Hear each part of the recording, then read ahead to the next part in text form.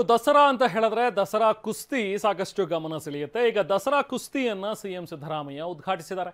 D Devaraja Arasu ಮೈದಾನದಲ್ಲಿ ಕುಸ್ತಿ ಪಂದ್ಯಾವಳಿಯನ್ನು ಆಯೋಜನೆ ಮಾಡಲಾಗಿದೆ. ಅಂಬಾತಾಯಿಗೆ ಪೂಜೆ ಸಲ್ಲಿಸುವ ಮೂಲಕ ಉದ್ಘಾಟನೆಯನ್ನ ಮಾಡಿದ್ರು. ಅಖಾಡ ಪಕ್ಕದಲ್ಲೇ ಕುಳಿತು ಕುಸ್ತಿ ಪಂದ್ಯವನ್ನ ಕೂಡ ವೀಕ್ಷಣೆ ಮಾಡಿದ್ರು ಸಿಎಂ ಸಿದ್ದರಾಮಯ್ಯ.